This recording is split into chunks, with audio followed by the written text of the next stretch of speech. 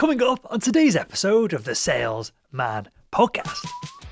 Earned media is when you get your name in the press or your company's name in the press. So if you see the Washington Post, there's an op-ed by some thought leader like Mark Cuban.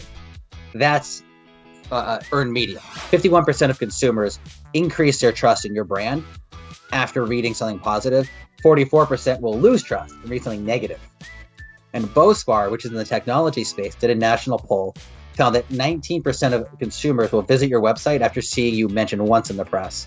Hello, Sales Nation. My name is Will Barron, and I'm the host of the Salesman Podcast, the world's most downloaded B2B sales show. On today's episode, we have the legend that is Dustin Siggins. He is the CEO over at Proven Media Solutions, and you can find him over at provenmediasolutions.net. And on today's episode, we're getting into earned media, what it is and how you can use it to take your sales career to the next level, how you can use it to differentiate yourself from other salespeople by building a whole ton of trust in the media, both big and small. We get into all of this and everything we talk about, as always, is in the show notes of this episode over at salesman.org. And so with all that said, let's jump right into it. New topic, interesting topic for the audience. We're going to look at how to leverage earned media and use this to accelerate sales and our thought leadership, personal brand, and all that good stuff. But let's start at the very beginning here. For anyone who isn't familiar with this term, because our audience are salespeople, sales leaders, as opposed to, I guess, marketers and PR. What does earned media actually mean? Earned media is when you get your name in the press or your company's name in the press. So if you see the Washington Post, there's an op-ed by some thought leader like Mark Cuban. That's earned media. It's that op-ed. Or an interview, if you do with a local press, that's earned media. So earned media is getting into the newspaper, on a radio interview, a podcast interview, anything along those lines. And the follow-on from that is, and I don't know if there's even a definition for this anymore, but what does the press mean? Because 20 years ago, It'd be, Wall Street Times bestseller or getting in the New York Times as an op-ed. Now, am I press? What is press, Dustin? You are press. Anyone who is speaking to an audience through an influencer, we call them gatekeepers. So reporters, reporter editors, your producer is a gatekeeper. You're a gatekeeper. Getting in front of people who influence target markets, the public, B2B, those people are press. These are people who edit, they have standards and other things. In places that don't have as many standards, let's say blogs, they also would be considered press, though blogging, of course, has kind of taken a tank with Twitter and Instagram and Facebook and markets. Sure. So I want to get into what's the most effective thing we should be looking at, where we should be spending our time in a little bit. But a couple of things here. Is this, I'm assuming this is why it's called earned media, because there's a gatekeeper, as opposed to something like Twitter, where you can jump on and start just spamming and harassing people at will? Actually, it goes back to when it was just advertising versus, brand marketing versus PR. So advertising is your paid media, and then earned media, you have to earn it. Sure. You have to show somebody, you have to show a gatekeeper that you have the title, the timing, the topic. You have to show that you've answered those internal questions that are necessary to make your point of view, your content, verbal or otherwise, valuable. That's why it's earned. Sure. And typically, in the long run, you want them to come to you. Mark Cuban doesn't have to contact anyone. Donald Trump, Barack Obama, they don't have to ask, can I get this place? Someone's going to contact them. Yeah, and I guess this is on a sliding scale, right, of we've got quite a large audience here. It's a tiny audience for podcasts, but it's a large audience for sales and business shows. So I could pretty much get on most sales and business podcasts relatively easily, even though I'm essentially a nobody. But just the point there that we don't need to be a Mark Cuban to be playing this game, right? There is a sliding scale to it. There's definitely a sliding scale. Now, you run into a challenge sometimes where I had a client that was very small. They were doing a really interesting dynamic thing on a state level. The day we put out a press release about their dynamic information, someone with a large national brand came out with even more controversial information in the industry and just swamped our coverage. We had several national outlets ready to cover us, and then they were swamped with this national figure. So that's the downside. Mm-hmm. The positive side is an op-ed, for example. We helped someone who wasn't really didn't have much of a brand. we got them to partner with a member of Congress because it was an issue the member of Congress cared deeply about. So they got they co-authored the piece. So now there's connection to the member of Congress's office, and they got published in a national outlet, widely read by the industry. Wow. And so there's definitely some good and bad to being a smaller person trying to rise up through thought leadership. Okay, well, we'll cover the how in a second. Let's just paint a picture of the why, because I want to get into the how, Dustin, as well, because I'm going to use half of this stuff myself, I'm sure, when we wrap up the show. But the why. If you're a salesperson, you perhaps don't want to work in sales the rest of your life. Maybe you want to go to the C-suites. Maybe you've got big career aspirations. Maybe you want to start a company on the back of your sales skills, whatever it is, and you know that attention, right, is the best way to achieve a lot of these business goals. Mm-hmm. How does earned media help us become thought leaders? Because I think a lot of people think thought leadership is you go on LinkedIn, you post some nonsense every few weeks, nobody reads it, and then you type thought leader in your bio on LinkedIn, right? So how does that compare versus the reality of actual thought leaders who have earned media coverage over the years? Sure. So this is similar to words like strategy or words like entrepreneur. Yeah. Every person who sells a cupcake is an entrepreneur now. So if you're a salesperson, let's say when the whole world changed 8 months ago, sales changed 8 months ago. You couldn't do face-to-face coffee meetings. So someone who wants to do a video on what they've learned, best practices, how to make the transition to, so a lot of the stuff you see on like entrepreneur.com or Forbes, that would be thought leadership. Getting yourself published or doing a video that other people will publish themselves, produce, or being on your show to talk about something interesting, right? Someone said this to me when I was early in my career, something that's in the news that is interesting that nobody else is talking about, and then go talk about that. So you're finding things in the news, usually in the news, reacting to them in a way that adds new value. And so that's essentially what you would do. Let's say if you're a financial advisor and in March, the stock market loses 40% of its value. And you write an op-ed saying, this is a good opportunity for investors. Well, that's accurate. It's thought leadership and it's counterintuitive. And again, just before we get, because I want to say, the next question is, how do we get that out there? Who do we put it in front of? But just before that, with thought leadership, what is the benefits of being a thought leader? I mean, the obvious thing, it seems to me, is trust. If I'm looking at two vendors and I'm dealing with two salespeople, one of them has been published in Forbes, he's or she has done X, Y, Z. They've got a podcast which I can tune into, and the podcast is creating content for me as a consumer, and I get to consume hours of it. Versus salesperson number B or letter B, who just is trying to flog me some random stuff. Clearly, you're going to go with the quote-unquote thought leader. Is there anything I've missed here? Is there anything other than just trust that thought leadership can bring to professionals who want to kind of take their career to the next level? Sure. So thought leadership definitely builds trust. It can also, and again, depending if you're representing yourself or your organization, it can also drive trust protection. Because at some point, you're going to get criticized. You're going to get attacked. Mm-hmm. And the question is, are people going to believe that attack? Or are they going to believe what you have out there? And it's much, much better to be prepared.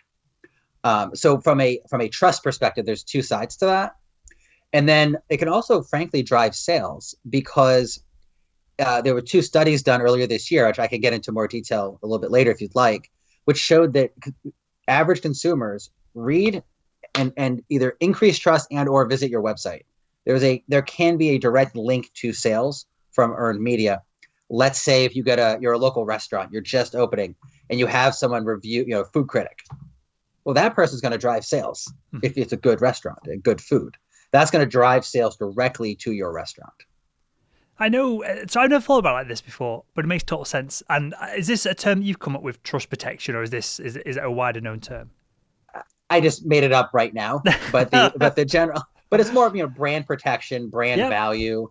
Those. It's just I just made it. I call it a bastion. What's a British term that I could use? No, that trust protection is perfect because it just, as you said that phrase, it stoked just a quick anecdote from me of it was a good few years ago now. So it's called the Salesman Podcast. The content is for whoever, salesmen, saleswoman, I don't care. Sure. It was just literally that was the domain that I could buy, salesman.org.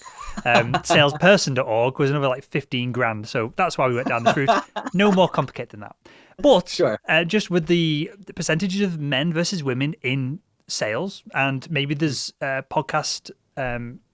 Maybe men listen to podcasts more than women. I don't know. I have no idea on that data. Maybe men prefer to listen to the show than women, and there's plenty of podcasts hosted by female sales experts as well. So whatever the numbers, it's almost irrelevant. The data skews heavily towards men. It's like 80% of our listeners are men. Great. Again, sure. Totally irrelevant to me. Well, I mentioned this on a podcast. Again, it was years and years ago. And next thing, wake up the next morning and I've got 50 odd notifications on LinkedIn, and back then that was like, oh, something great's happened here. And now it just means I'm not logged into LinkedIn for a few days because I've been lazy on replying to people. I logged in and there was this post by a female salesperson who won't kind of give too much details because I don't want to give her any press or credit. Basically just slating the show, calling it sexist and all this, all because I just made a objective conversational point. It wasn't even the topic conversation. I just mentioned 80% of our audience are men. And anyway, she took offense to this. And next thing, I got a few emails. I was like, oh, bloody hell, what am I supposed to deal with this? Dustin, I'm sure you would probably have some kind of strategy to kind of use this and spin it into positive press, whatever. I was just sat there thinking, I'll probably just ignore it until it goes away. And it didn't seem to go away over the course of the day. Anyway, long story short, with this idea of trust protection and brand protection, a bunch of the female sales leaders that have been on the show and I've engaged with, and I've been on their podcasts as well, they came and essentially just hounded this individual in the comments, Fantastic. Made her look like a complete fool, and that was the end of it. They got completely wiped out. I think she actually deleted the post, and that was it. So just an anecdote there of, I inadvertently got myself into this trouble that didn't really exist. It was just someone trying to get attention off the back of our brand.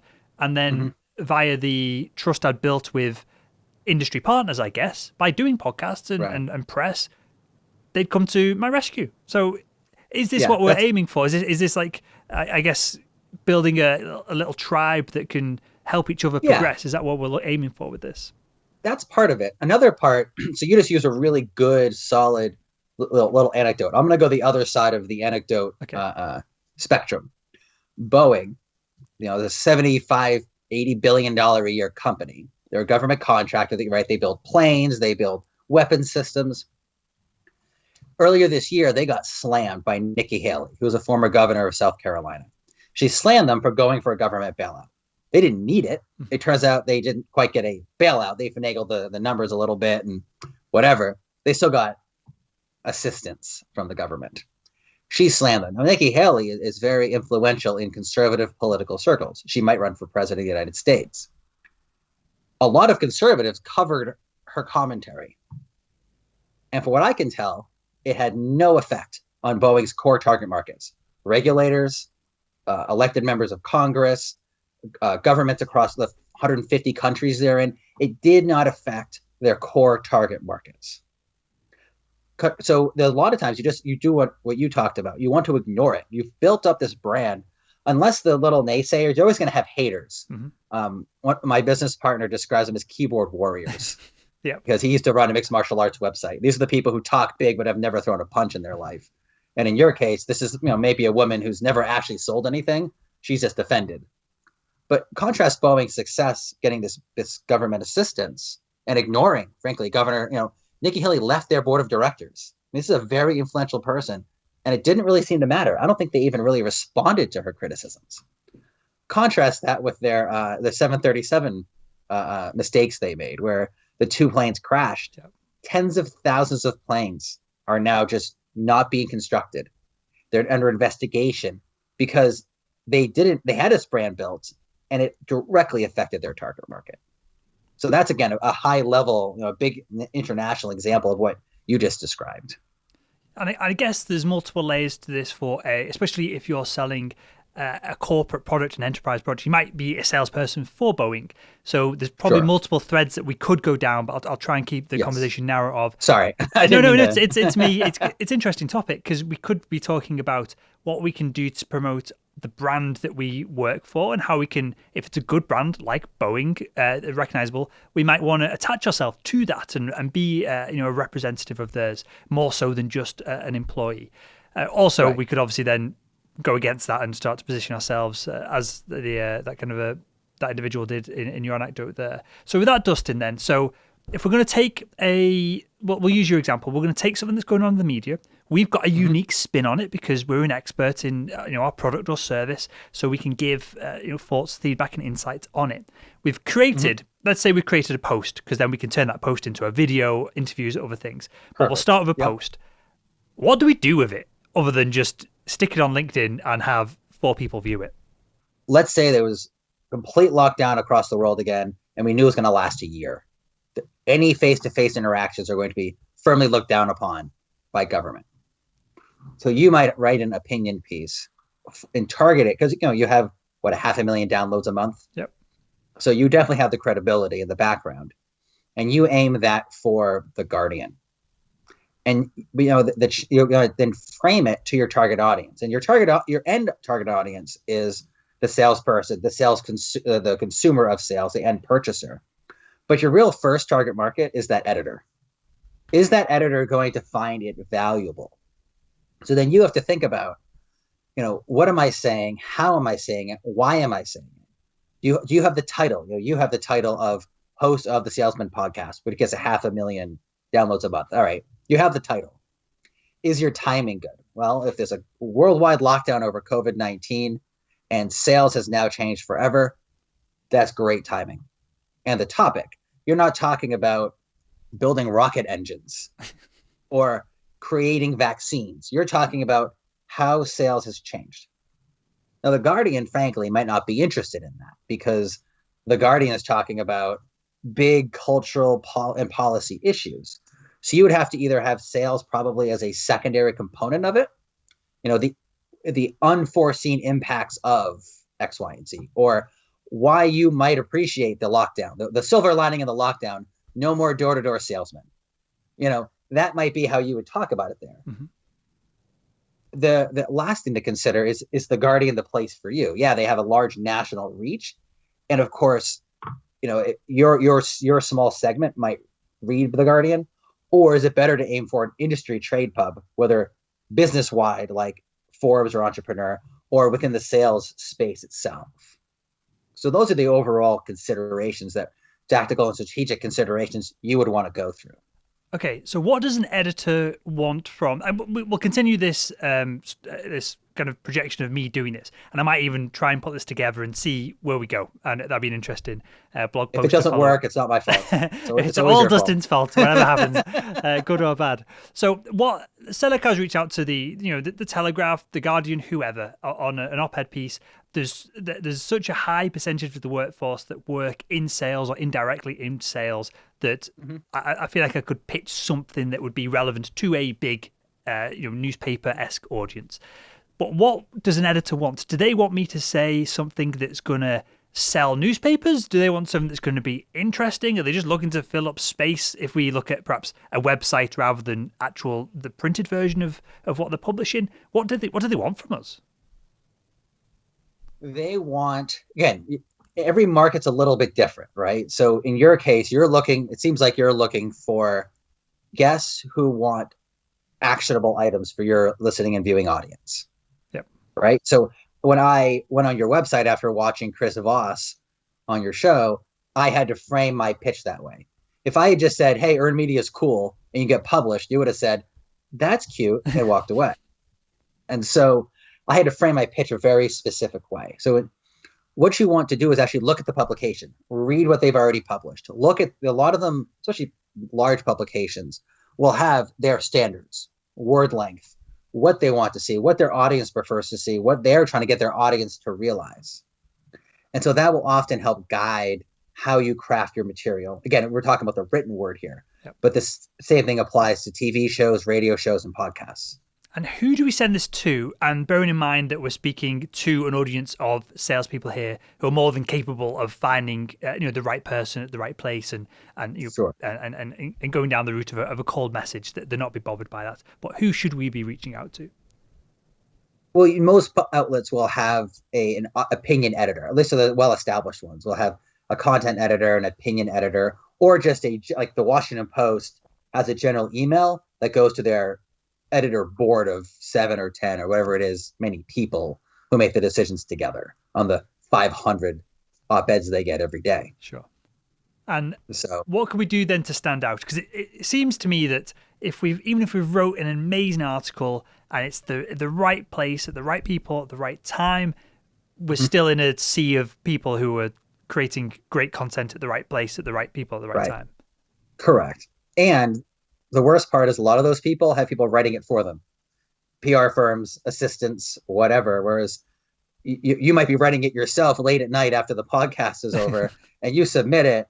But in that 8-hour stretch, 3 other op-eds were submitted by people with larger brands. Okay, let's narrow this down, Dustin, because I feel like this is a good conversation for me and you, and I'm making notes. Sorry, here. You're right. But for the audience, perhaps they want to get published on the LinkedIn news site. I know that drives tons of traffic, and I know a lot of our audience have published content that have ended up on there. So say we've narrowed down the editor of LinkedIn News that we want to get in touch with. It's industry specific because I think they split it into like sales and hospitality and different segments. I'm not a LinkedIn expert. I will tell you, I've never gotten on that section. So I want to preempt that. Sure, real quick. What does that initial cold email outreach look like? Does it say, "Hey, I'm pretty cool. I've got this article and I can show you the first 3 lines of it if you agree to publish it," or do we just dump it on them and then follow up in a week? So you want to look at their standards. So sometimes places say, don't send us the piece, send us a pitch. Okay. Send us the outline of what you want to get published. Most of the time, I have a subject line that says op-ed submission, subject, or the person's name, subject. Because now you've identified that you know the basic standards, that who they are and what they're all about. They're the op-ed editor or whatever. Your pitch should be 5 sentences, 8 at most. My name is Dustin Siggins. I'm the CEO of Proven Media Solutions and a business columnist. Attached is an op-ed about X, Y, and Z subject. So next paragraph, 3 sentences about what this op-ed is about. And the piece is exclusively yours for 24 hours, 48 hours. Depending upon the outlet, a lot of them say, well, we hold it for 3 days and then we'll let you know. If you're responding quickly to a very time-sensitive subject, you can't let them guide that. You have to be able to tell them 24 hours, and then you're moving on.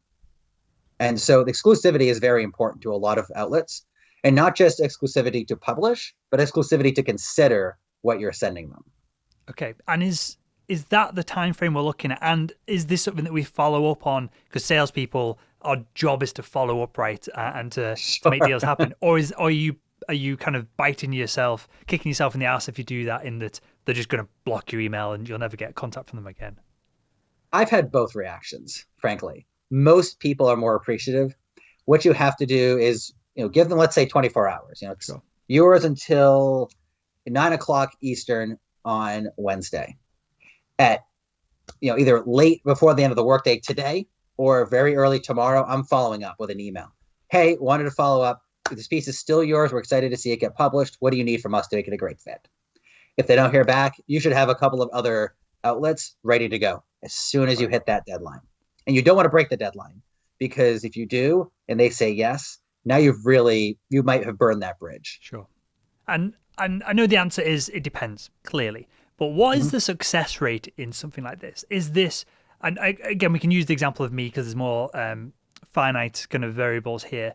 But if I was to reach out to someone like one of the brands that we're talking about, a major organization, is this something that I have to do every week and for 2 years, and one of them gets submitted and then it's worth it? Or is this something that it might take a decade to kind of get your foot in the door? That's a really good question. The simple answer is it's going to take a while, because unless you have people who know that outlet. I know one particular individual who he charges thousands of dollars to write one piece and get it published. And it's because he used to be a very senior speechwriter for a very influential individual. He has gotten people published in the Wall Street Journal and the New York Times with no edits from the editors. He is the top tier of writing and placement people. You can pay him thousands of dollars. If you don't want to, then you just have to keep trying. Now, the advantage of earned media is you don't have to aim for the big dogs first, and you probably shouldn't, because you're going to read them, you're going to write your piece, and you're going to think they look the same. Just like a white belt who's trying to do a spinning sidekick thinks they did it really well, until they become a blue belt. And now they go, that was terrible. Why did I think that was a good kick 4 belts ago? So as you get published, let's say in Entrepreneur, then you're going to get published at 4, building into the business community. After a year, now you've built credibility. I spoke with a potential client. They didn't end up signing with us, who they were a conservative political group. They wanted to get published at the Washington Post, but they didn't have any serious press behind them. They were a small group, kind of an also-ran conservative group. So my suggestion was that they aim for the state publications where they had a lot of bills introduced, so they can show leadership on the state level. So once you do that 4 or 5 times, you got the Columbus Dispatch or the Salt Lake City Tribune publishing you.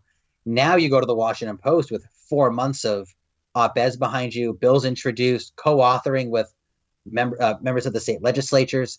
Now you'll be considered a more serious candidate.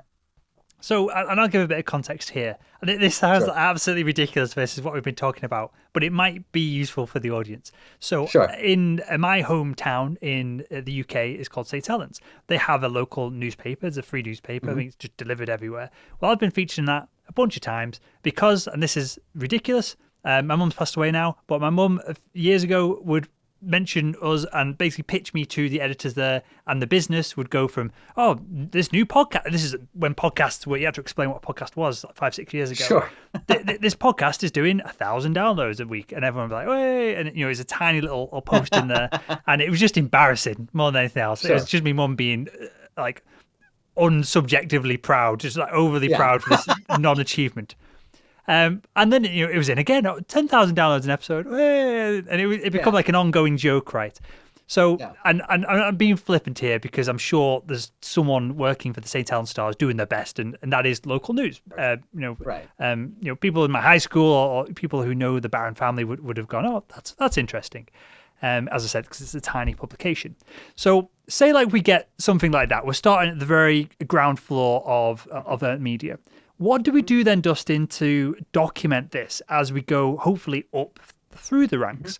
Because it's one thing, I guess, if you look at someone like Mark Cuban, he's been covered that much that he has no idea where he's probably got his own PR team, like keeping track of the coverage, right? But if we were to go from the St. Helens Star to, the local reporter to the Liverpool Echo, which is slightly bigger, to, I don't know, some other half nonsense free newspaper, how do we track all this, and how do we use that in our own promotional material to go up the food chain? Are we just mentioning it? Do we need to stick it on a website? What do we need to do? So one thing we haven't talked about with earned media so far is press releases and one-on-one pitches to reporters. So we've talked a lot about op-eds because, frankly, that's the easiest way to explain your thoughts in your own words, even if it's hard to get published. Okay. Press releases are another way. So you hit a milestone. You see this on prnewswire.com a lot. Publicly owned companies will just announce their quarterly results, or they hired somebody new. When I was working for a trade association, me being hired resulted in a press release, and several industry trade publications republished the press release. Mm-hmm. So for a small organization, it was obviously a multi-tiered strategy, but one of the things you may want to do is have a press release targeted to, let's say you're starting off and you're a business podcast, but really your listenership is local, regional. Okay. So now you go for the regional pub, you get them once or twice, maybe, a new blog covers you, to a press release. This is you're announcing the launch of the Salesman Podcast. You're announcing the launch. All your friends get excited. The local news cares because you're a local person. And now that's going to go on your website. That's going to go on your social media. You're going to tag them, thank them, all the normal things there. Then a year later, you have 10,000 downloads. Now you're going to announce we've had a milestone, or we've had a major guest. We had our first major guest. Now you're going to not just do local. Now you're going to reach for those audiences that guest is influential in. Now you've expanded a little bit. You might only get 1 or 2 pieces of coverage, but now you're growing that brand in the press and growing that credibility. Because what you can't do is let it sit, right? A year from now, if I personally have been published probably 3,500 times between political and business. And if I didn't get published for a year, no, not that anyone really cares what I say anyway, but if they did, then it wouldn't be relevant. If I had pitched you all, I don't remember what my pitch was to you all exactly, but I'll bet if I hadn't been published at PR Week and O'Dwyer's and other publications, you would have said, cool, another pitch from a guy who has no idea. We have no idea if he's credible or not. Now, you've never seen me on a podcast talking about earned media. This is my first one. But you saw my material. You saw that I knew what I was talking about. And that allowed you to gain trust that I was credible. Yeah, and I think it's worth bringing it back to this point, Dustin, of what I believe we're trying to do here is differentiate ourselves, right? If we're in a marketplace and most products are very similar, there might be slightly different prices. If it's a BMW or a Mercedes, if it's Salesforce or HubSpot, whatever it is, there'll be different segments of the market that they're targeted towards. You might like one brand over the other. You might have a slightly better customer support, but any decent company. And then when you get into the enterprise, it's even more so. They're all very similar. So I feel like trust is the differentiator.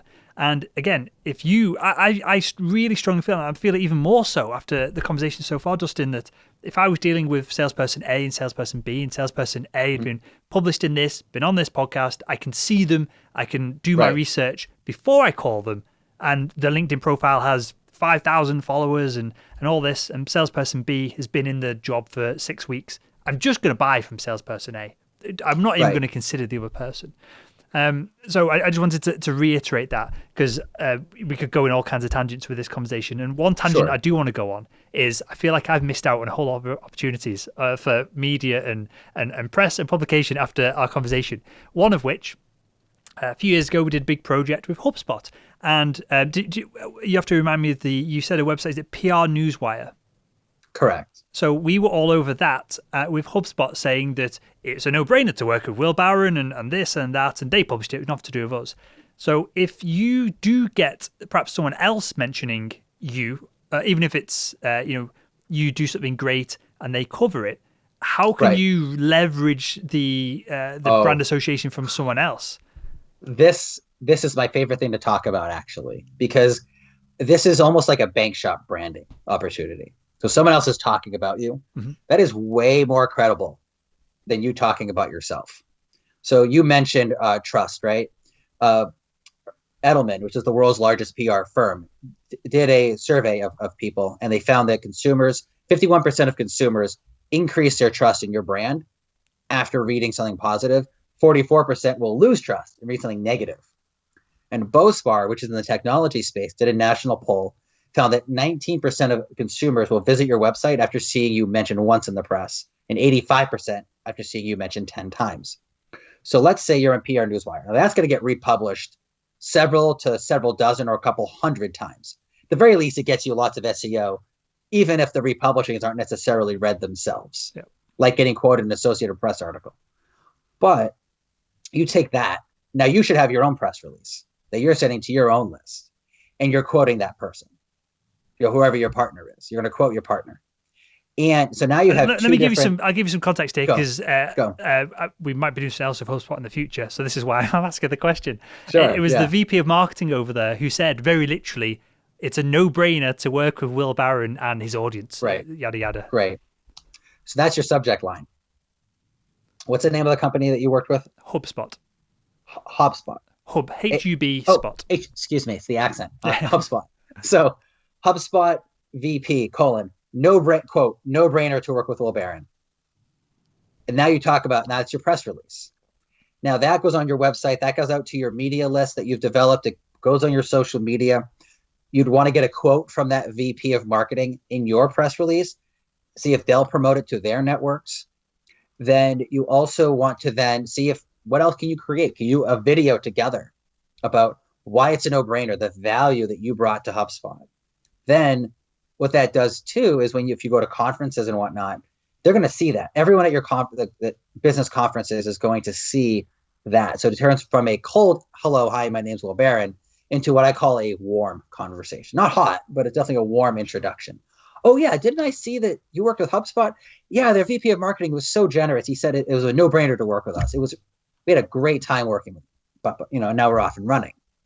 So that's really what a lot of people miss out on those opportunities. I'm glad you mentioned it, because partnerships create not just twice the value, but they create exponentially more value for your brand. Sure. And your project. And the reason I asked, other than just to get some coaching from you live on the show, but the other reason I asked this, if we're working as a salesperson for a large enterprise brand who are doing PR press releases all the time, and they've probably got their own PR team, should we be, as an employee, trying to get in with them and get them to promote us when we land a massive contract or we do something? Should we be trying to get them to name us in press releases when partnerships are formed within organizations and things like that? Is that something that they would do? Possibly. I can't speak with any. To your answer from earlier, it depends. Sure. Right? Because salespeople are notoriously considered self-centered. They want the attention on themselves. They're type A people. That's the reputation. So it depends on what your place is in your company. If you're a senior salesperson and everyone likes you, maybe mentioning you, but the company's brand is more important. So you definitely want to talk to your PR team and say, hey guys, maybe even you sit down with coffee and say, hey, what can I do to help you? Well, these are the 3 things we're lacking, in terms of our brand credibility. Great. You land the contract, you go to them and say, hey guys, I got this contract. This is what it is. I've talked to their VP of marketing. He says he's happy to do a statement with us for a press release.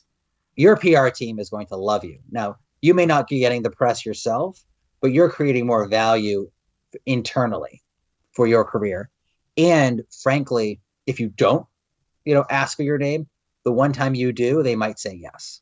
Got it. Or you might say, go ahead. God, I had to interrupt. I love this because I feel like we've gone lots of different directions. I feel like this is really tangible for the audience, because maybe they don't want to put your name on the press release, but when the press release is published, you can then do your own mini press release saying that was my deal, right? Does that make sense? If they let you, of course. The other thing too, though, is you may be able to do an internal op-ed, or maybe it's on the company blog. Mm-hmm. Why we're so happy to work with XYZ company. Now, anyone can author that. It can be, Proven Media Solutions, or it can be Dustin Siggins, CEO of Proven Media Solutions. Or it can be, when I first met such and such, this is our relationship, and now we've signed a contract. You can do almost an internal op-ed that gains you credibility internally and puts your name out there that you can then push on your social media. Got it. And your email newsletter or whatever else you have. Yeah, that makes total sense. Well, we'll wrap up here, Dustin, because I feel like we could do a follow-up episode on this. And I'm going to actually experiment with some of the things we talked about. So it'd be good to have you back on in the future. Sure. And perhaps, and look where I've gone completely wrong, fell flat on my face and got no benefits from any of this. We can use me as a guinea pig. But I do feel, and again, I do want to reiterate to Sales Nation, the audience, that I feel this is where sales is going. I feel like we're going to have salespeople who are just schmucks. We're going to have salespeople who are quote unquote thought leaders, influencers, however you want to describe them. They're going to be the highly paid individuals. They're going to be the real industry experts, and they're going to be the individuals that brands roll out at conferences to speak, and they're going to reinvest in you. And I feel like if you can, as you described then, if you can go to a PR team and start positioning yourself as these individuals internally, because why does a company want to go and pay an influencer like me a load of cash to sponsor the podcast when they can build this brand, they can build this content themselves? That's where all this is going to go eventually. So I feel like there's a ton of value in this episode, Dustin. I appreciate your time. Thank you. Your insights on this, mate. And with that, tell us where we can find out more about you and where we can get involved with you if you feel like that might be the next step. Sure. So our website is provenmediasolutions.net, provenmediasolutions.net. And that's where our blog posts live. It's where our testimonials live. It's where our services live. And we actually would love to have some people come visit us in January, especially. We're relaunching our site, and we're relaunching with specifically more of a long form blog that dives deep into business concepts like don't be lucky, be ready for chance, and other things that are sort of counterintuitive to a lot of the business community. Amazing stuff. Well, I'll link to the website and then everything else that we talked about in this episode over at salesman.org in the show notes. And with that, Dustin, I want to thank you again for your time. I want to thank you for coming on the show, because this is, mixing two worlds that I think are going to collide in the future together. So I appreciate the hustle on that, mate. And I want to thank you again for joining us on the Salesman Podcast. Thanks for having me. It was a lot of fun.